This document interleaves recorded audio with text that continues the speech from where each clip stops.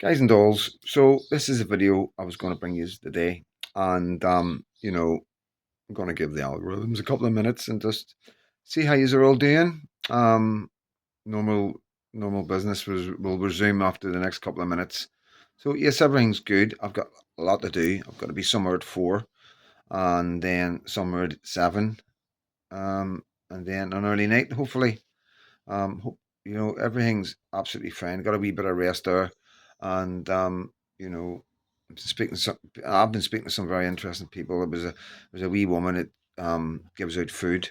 She gets it like food that's coming out of certain supermarkets or whatever that's going out of date and gives it out to the community. And it was really nice to see because we see an awful lot of the left doing an awful lot for people that aren't local. They really bend over backwards, and it's nice to see, you know, somebody doing something for the locals, for the community, and there's not enough of it, But anyway, my video today, guys, is just for you to have. It's food for thought. It's to understand some of the things that people are talking about. You know what the rhetoric is on the streets of what people think about these men. You know what I mean? So just so we understand what I'm talking about, let's have a look at these men. Down Pioneer Street. All these fucking men coming in.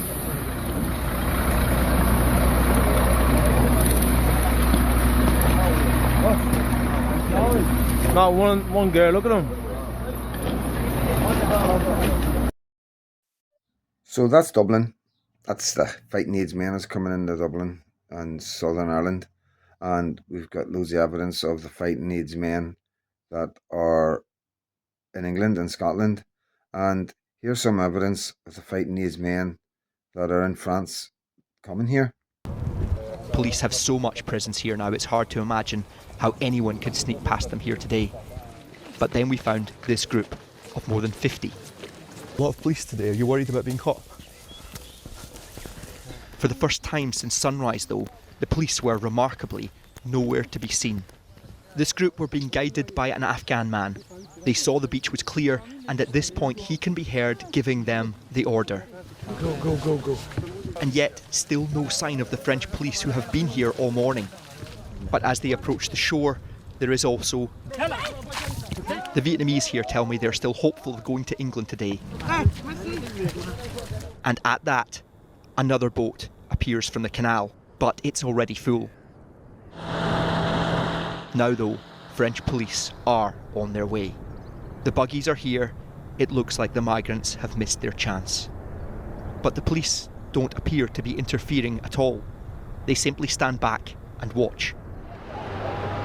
The boat on the channel even has the audacity to turn back towards the beach where the police are waiting. It is hard to imagine how any more could fit on board, but unbelievably, they do. This dinghy is now a potential death trap, but slowly and uninterrupted it trundles towards the UK. So, as you can see, that's the crack. That's what's going on. That's what's been going on for years now. We're getting like 800 a day sometimes, thousands a week. And, you get the odd child, the odd woman, maybe a couple of old age pensioners, and then you've got out of 100, you probably get 80 to 90 fighting AIDS men. And a lot of people are very concerned about that. A lot of people say it's like an invasion of such, you know, if in any other circumstances, if this amount of men were to come into the country so quick, most governments would be up in arms. But for some reason, our government's laid back, and it's only the general public that are worrying because quite a lot of dangerous men. They're coming from war-torn countries. They've got weapons training and stuff like that. And I know what you're saying, and all, what I mean about um they're here for refuge. But I just find it hard to believe. So I do. I find it hard to believe that they're going to travel through so many countries to get to here, and you know, it's just a bit confusing for me as a logical thinker, and I worry. I really do worry if something goes wrong with the electric and the Wi-Fi and things go down and, things get bad, God knows what would happen in some of these areas, and especially in England. So, um, but let's make it clear before I show you the last video. I'm going to show you this wee video just to make it clear that, you know, I know what I'm talking about here, but there's a better man to tell you what I'm trying to tell you. Well, there we go. The man behind the story, Lee West, still joins me now. Welcome back, Lee. Thank you, mate. Look, just before we talk about that actual channel crossing, can I just ask, when you were in those camps that we were seeing before, I'm quite intrigued to know, were there loads of women and children as well, or was it mostly men, do you think? 99.8% male, fighting age males. And we saw maybe one or two women the whole time. What their purpose was there, we don't know. We didn't get to talk to them. But, there was predominantly male, And just... So as you can see, guys, it's not just old Freedom Dad here banging on with the old hateful fucking rhetoric and the far right stuff. And,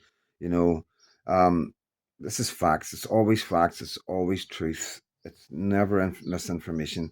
I just give you as what I see. I tell you what other people are saying. I'll tell you what the majority of people are saying. That's what I normally do.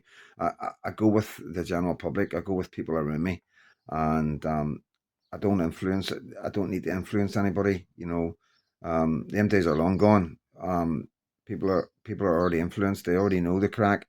So, I was going about recipes for disaster and a soup full of different mixtures and spaghetti and all that, to try and get people to understand like how difficult it is and how many arms and legs and spider webs and all the rest of it. This kind of stuff that we do is, and we have to be very, very careful. So I'm going to leave you with a video. So I am. And I'm just going to say one thing before I say God bless. And recipe for disaster. God bless. All right. Well, Europe better get ready for a massive amount of gun violence thanks to the war in Ukraine. According to a new report, and this story really pisses me off because we shipped hundreds of billions of dollars in weapons to Ukraine. Missiles, rifles, drones, explosives, handed over like candy on Halloween. And now guess what? Surprise, those same weapons are flooding into Europe's black markets as we speak. And recall when Senator Paul asked for an accounting of these weapons, Congress shot him down and said, we're actually not that interested during the Biden administration. So any efforts to count and track, nope. Even though we've had reports of these weapons going missing since the beginning of the conflict. Reports from CBS News saying that these weapons are being shipped and people are pulling up in their hatchback. Civilians, just put it in there. All good.